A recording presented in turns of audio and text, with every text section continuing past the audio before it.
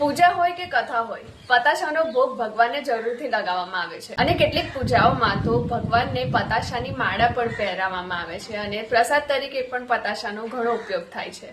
તો પતાશા જો તમે કોઈ વાર ઘરે બનાવવાની ટ્રાય ના કરી હોય તો આ વિડીયો જોયા પછી જરૂરથી ટ્રાય કરજો, કારણ કે પતાશા ઘરે બનાવવું એકદમ જ સરળ છે. આજે હું તમને જણાવવા જઈ રહી છું કઈ રીતે તમારે ઘરે પતાશા બનાવી શકો છો અને તેની શરૂઆત કઈ રીતે. શરદ ઋતુમાં શેરડીની કટાઈ થવામાં આવતી હતી અને એ વખતે વ્યાપારી લોક શેરડીનો ઉપયોગ ઘણી અલગ અલગ રીતે કરવા માંગતા હતા.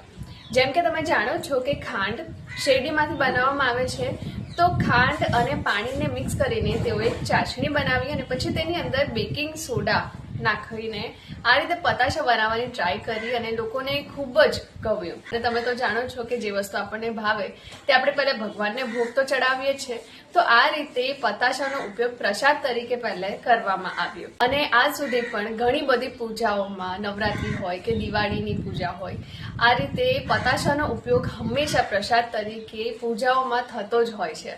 તો દિવાળી આવે છે, નવરાત્રી તો હવે ખતમ જ થવાની છે, તો આજે હું તમને જણાવવા જઈ રહી છું કઈ રીતે તમે ઘરે પતાશા બનાવી શકો છો એકદમ હાઇજીન રીતે. કારણ કે બહાર જે પતાશા બનાવવામાં આવે છે, જો તમે ઓનલાઈન તેના વિડીયો જોયા હશે ને તો તમને ખબર પડશે કે કેટલી અનહાઇજીન તરીકે પતાશા બહાર બનાવવામાં આવે છે. તમે ઘરે એકદમ 5 જ મિનિટમાં બની જશે.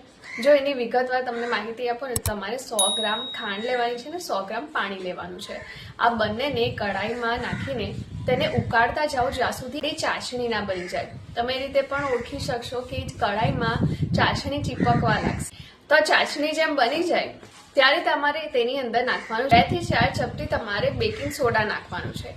બેકિંગ સોડાને તમે ખાવાનો સોડા કે મીઠો સોડા, સોડા બાયોકાર્બોનેટના નામથી પણ ઓળખતા હશો. તો તે મીઠો સોડા એટલે કે ખાવાનો સોડા તમારે નાખવાનો છે ચાસણીની અંદર 2 થી 4 ચપટી.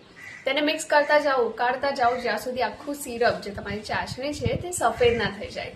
આ સફેદ થઈ ગઈ પછી તમારે શું કરવાનું છે, તરત જ એક ચમચીની મદદથી તમારે એક થાળીમાં ક્યાં તો પછી કિચન પ્લેટફોર્મ પર તમે સારી રીતે સાફ કરીને તેલ વેલ લગાવીને તેની ઉપર રેડતા જાઓ.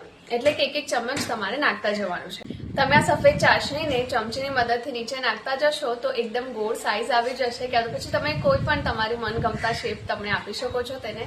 અને જેમાં ઠંડુ થઈ જશે ને એટલે તમારા પતાશા તૈયાર થઈ જશે. પછી તમે ભગવાનને ભોગ ચડાવી શકો છો, ક્યાં તો પછી એમ જ ખાવા માટે પણ બનાવી શકો છો. અગત્યની વાત કહું તો તમે જેના ઉપર પતાશા બનાવવાનો હોય એટલે કે કોઈ થાળી છે કે તો પછી કિચન પ્લેટફોર્મ છે તેને પહેલાથી જ રેડી કરી મૂકો, જેથી કરીને જે સિરપ તૈયાર થઈ જાય ને પતાશાનું તો તમે ફટાફટ તેના પતાશા બનાવી શકો.